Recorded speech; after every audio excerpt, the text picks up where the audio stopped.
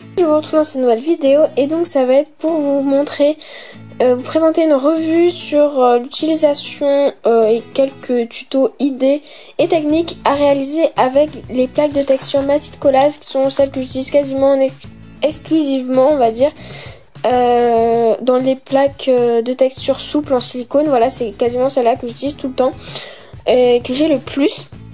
Donc voilà, dans cette vidéo vous allez voir utiliser ces deux plaques de texture. Voilà, donc Matite Collaz, donc celle de droite, je n'ai plus le nom car elle date de pas mal de temps, je crois 3 ans, quand j'ai commencé à utiliser la première technique que je vais vous montrer, celle du Sutton Slice, que j'avais vu et qu'à l'époque se voyait nulle part sur YouTube il y a 2-3 ans sur le stand de Polymère Passion au salon Création et Savoir-Faire. Donc depuis ce temps j'aime vraiment cette technique, je savais pas comment ça s'appelait et depuis pas mal de temps il commence à avoir depuis peut-être un an des tutos sur le Sutton Slice. Donc j'ai pu savoir comment ça s'appelait, voilà.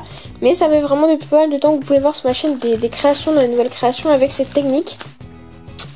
Donc voilà, et c'est vraiment en ce moment qu'il y en a le plus. En tout cas avant il n'y en avait pas autant. Donc je vais commencer du coup avec la technique du Sutton Slice que je vais vous montrer. Donc dans cette vidéo je vais vous montrer 3 techniques. Donc pour cela je vais utiliser ma plaque de texture, donc là j'utilise la plaque de texture Romance que j'ai acheté donc au salon Création et Savoir-Faire de cette année. Donc ça fait longtemps que cette vidéo est filmée mais j'ai mis du temps pour faire d'autres créations et tout, vous présenter d'autres choses et monter cette vidéo aussi. Donc voilà. Donc pour cette technique, je viens faire... Alors les images parlent d'elles-mêmes, je l'espère, parce que niveau explication, voilà quoi. Donc parce que j'avais vu l'utilisation de ces plaques de texture avec cette technique-là sur le stand de Polymère Passion, donc comme je vous l'ai dit, il y a 3 ans je pense. Donc c'était une dame qui le faisait, donc j'ai pu voir et tout ça m'avait intriguée, je m'étais laissé tenter, j'avais acheté des plaques et tout. Et donc là, depuis quelques temps, j'en fais de plus en plus. Donc j'ai racheté des plaques, dont celle-ci qui m'a été offerte. Et une autre que j'ai achetée 2-3 jours après avoir filmé cette vidéo, quand je suis retournée à la même édition du salon Création et Savoir-Faire. Donc pour la technique, tout simplement, j'ai pris une couleur de base. Et après, je viens mettre de la pâte dans les motifs. Que je viens racler le surplus pour avoir que les motifs... la pâte que dans les motifs, ce qui permet d'avoir du relief. Donc voilà, je suis vraiment nulle dans ces explications, je sais pas vraiment trouver les mots, donc voilà, les images parlent d'elles-mêmes. Donc après on vient courber vraiment la plaque de texture, elle est souple et sert à ça pour pouvoir faire bien retirer le motif et pouvoir ajuster si jamais on voit qu'il y a des endroits qui sont pas pris. Je viens ensuite découper les formes que je veux, moi c'est pour faire un plastron, mais vous faites ce que vous voulez. Moi c'est un vieux gabarit parce que j'ai perdu le mien.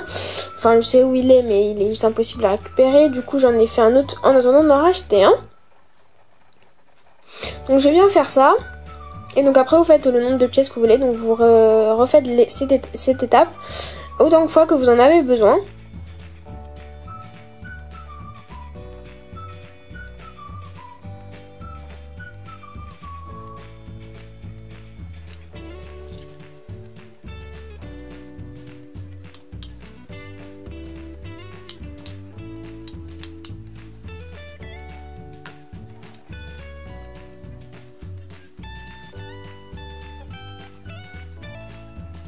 Donc c'est bien important de faire imprégner les deux éléments, donc la plaque de texture avec la pâte polymère, pour que quand on retire, il y ait un maximum qui vienne et qu'il y ait un minimum qui reste sur la plaque, parce que ça peut arriver, je suis désolée pour ma tête qui vient en plein milieu.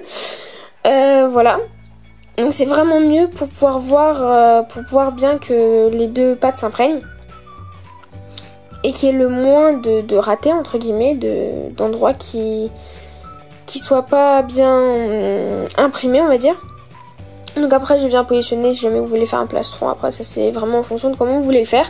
Vous faites comme vous voulez, de toute façon je vous montre en fin de vidéo d'autres idées.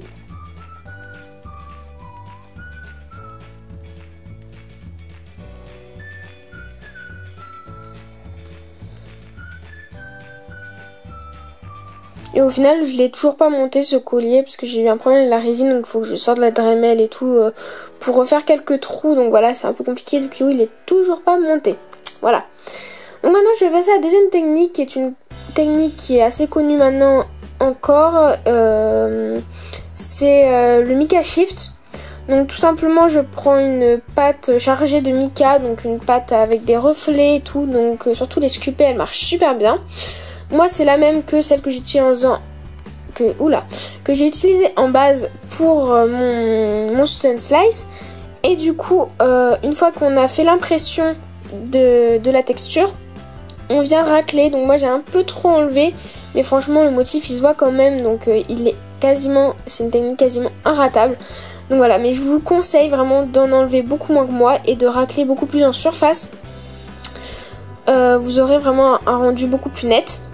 Donc voilà ce que ça donne de près. J'aime trop cette technique, même si je n'ai pour l'instant pas fait grand chose. Donc j'ai pas beaucoup de modèles à vous montrer en fin de vidéo. J'ai que celui-là d'ailleurs.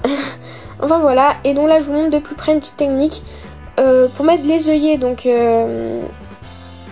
voilà, ça m'avait été demandé de montrer comment je mets mes œillets. Donc tout simplement comme ça, je remets l'emporte-pièce et j'enfonce l'œillet pour pas que ça se déforme autour, surtout là où ça fait une pointe. Voilà, c'est vraiment mieux. J'enlève l'œillet, je mets de la fimo liquide et je le remets. Ça permet d'avoir le trou et que ça colle bien, pour que ce soit sécurisé, surtout dans les créations fines comme ça, ou avec un trou simple, ça risque de se casser pour mettre l'anneau. Donc là au moins c'est sécurisé. Et voilà, il y a peu de chances, surtout avec de la résine après, que ça se casse.